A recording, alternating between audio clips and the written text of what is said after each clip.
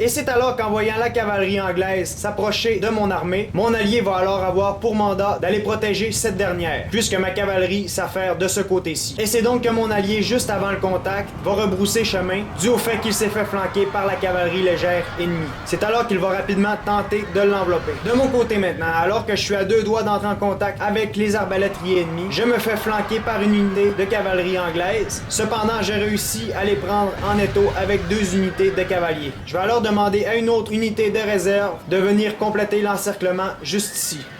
Alors que l'encerclement vient tout juste de se concrétiser, il y a une autre unité de cavalerie anglaise qui approche et qui tente de venir prendre une de mes unités en étau. Cependant, très rapidement, je retire cette dernière, ce qui a véritablement limité les dommages. Je vais alors la contourner et venir à mon tour la prendre en étau. Bien sûr, j'ai pas eu assez d'espace pour faire une charge, mais au moins, j'ai évité l'encerclement. Et c'est alors qu'il y a une unité de cavaliers anglais qui va perdre espoir. Je vais alors décrocher une partie de mes cavaliers puisque je suis vraiment sous le feu ennemi.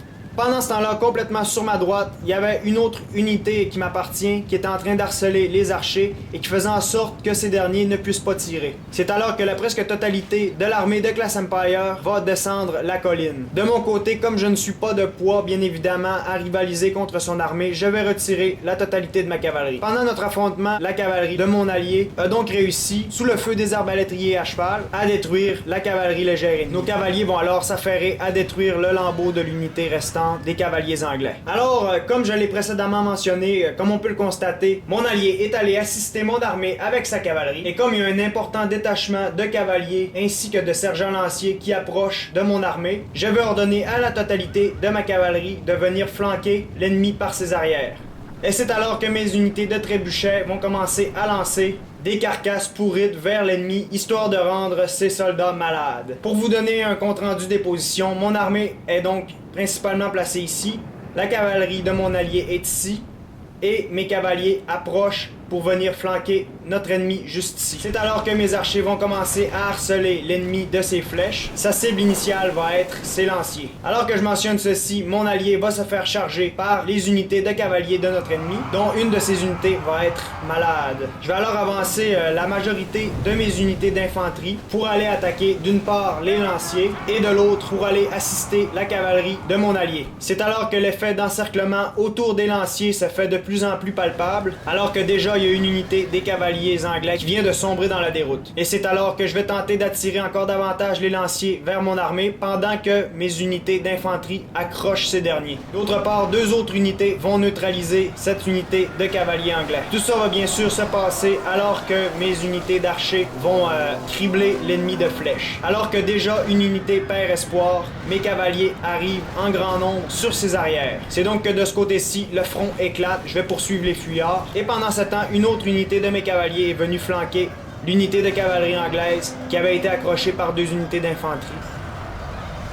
Alors que tout ça se produit, Glass Empire sort de son camp, descend de la colline et commence à se diriger vers mon allié. De notre côté, la presque totalité du raid ennemi est anéantie. La seule chose qui reste, c'est une unité de 44 chevaliers templiers qui sont en train de se battre contre la maladie et tentent d'esquiver les flèches du mieux qu'ils peuvent. Et c'est alors que mes unités de chevaliers nobles démontés vont tenter de les anéantir. Cependant, quelques unités de cavalerie vont vraiment venir les aider sur ce point. C'est donc que ces derniers ne feront bien évidemment pas long feu. En effet, écrasés sous le nombre, ils viennent de perdre espoir. Retournons-nous maintenant du côté de mon allié et de Glass Empire qui va recevoir un accueil somme toute assez chaleureux. Alors que l'on regarde ceci, mon armée commence à se diriger justement du côté de Glass Empire pour mettre fin une fois pour toutes à son armée. Comme on l'a déjà vu, vraiment la supériorité numérique des archers de mon allié va être vraiment écrasante sur ses arbalétriers. C'est donc qu'en plusieurs points, ces derniers vont être criblés de flèches enflammées. Cependant, mon allié va commencer à se faire harceler sur son flanc droit par les unités d'arbalétriers montés de Glass Empire. C'est donc que ces deux unités vont tenter de cribler de flèches ce dernier. Pendant ce temps-là, Invictus va être atteint de ce qu'on pourrait appeler le syndrome des pics, en ce sens qu'un joueur s'empêche de bouger et demeure prisonnier de ses propres pics simplement pour pouvoir bénéficier de leur avantage. Cependant, c'est une décision très peu sage de sa part puisque son allié a dangereusement besoin d'aide. Mon armée approche alors à grands pas des troupes de Glass Empire. À l'instar de son déploiement initial, ce dernier va toujours être assez éparpillé comme on peut le constater. Dans le creux du canyon, je vais alors alors commencé à faire monter mes troupes dans le haut du canyon. Et pendant ce temps-là, les troupes d'Invictus sont toujours à la défensive derrière leur si cher pic. Je vais alors placer mes archers dans la descente que voici. Bien que cette position peut paraître assez défavorable, elle ne l'est aucunement, puisque d'un côté je suis à portée de tir de mon ennemi, et de l'autre, il n'y a aucun arbalétrier pour venir me harceler. Et c'est alors qu'en avant de mes archers, je vais faire passer mes unités d'épéistes lourds, qui vont alors venir accrocher l'ennemi frontalement. Bien sûr, tout ça va se produire sous une pluie de flèches enflammées. C'est donc que j'ai une excellente raison pour accrocher mon ennemi frontalement, et cette raison, ça s'appelle un mouvement de flanc de ma cavalerie. Je vais donc devoir être assez rapide, puisque ce mouvement de flanc a fait en sorte de provoquer l'armée d'Invictus. Je vais alors rapidement faire passer mes unités de cavaliers dans le canyon pour venir coincer mon ennemi sur ses arrières, ce qui va donner vie à un encerclement monstre. Pendant ce temps-là, une bonne partie des troupes de mon allié est aux prises avec l'ennemi. Préalablement à ma charge, j'attends donc de bien placer mes unités de cavaliers, et une fois que ces derniers sont fin prêts, je leur ordonne de charger massivement.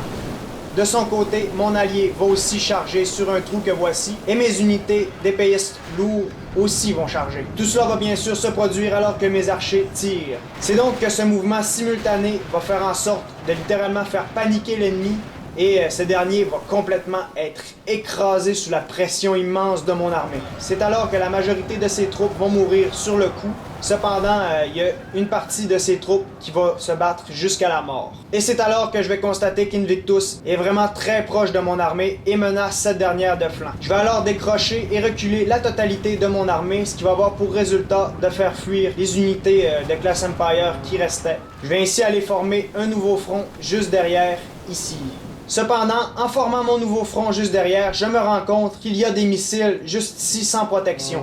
Je vais alors décrocher la majorité de ma cavalerie pour leur ordonner d'aller abattre ces derniers qui sont juste ici. Pendant ce temps-là, le reste de mon armée aurait donc pour mandat d'accrocher les troupes d'infanterie anglaise. C'est donc que mes cavaliers tentent de passer, et au même moment où Class Empire admet la défaite, puisque son armée est totalement annihilée, Invictus va sauvagement quitter la partie, sans admettre la défaite. C'est donc que, comme je l'ai déjà mentionné, si la partie avait continué, ma cavalerie aurait passé juste ici, et aurait accroché les Longbowmen anglais.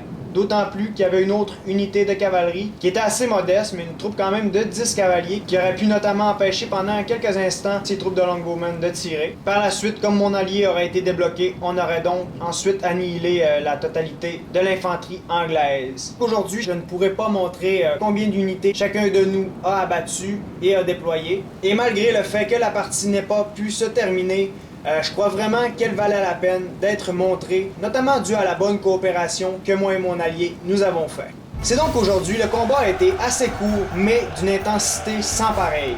Initialement, en voyant la disposition vulnérable des arbalétriers de Class Empire, on n'a vraiment pas perdu de temps, et la totalité de ma cavalerie, ainsi qu'une partie de celle de mon allié, a commencé à se diriger vers ces derniers. Pendant ce temps-là, comme les Anglais ont commencé à se diriger vers mon armée, mon allié est allé protéger mon armée qui était vulnérable. Du côté de l'attaque de notre cavalerie sur les arbalétriers ennemis, la chose n'a pas évolué exactement comme nous l'avions prévu.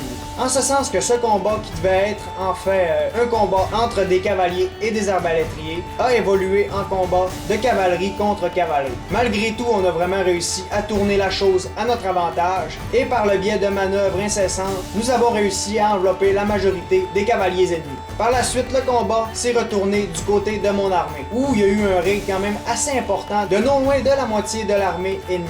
Cependant, ce raid de la part des Anglais a vraiment évolué en véritable catastrophe pour ce dernier. Ensuite, toute l'intensité du combat a retourné du côté initial de l'engagement, c'est-à-dire du côté de Class Empire.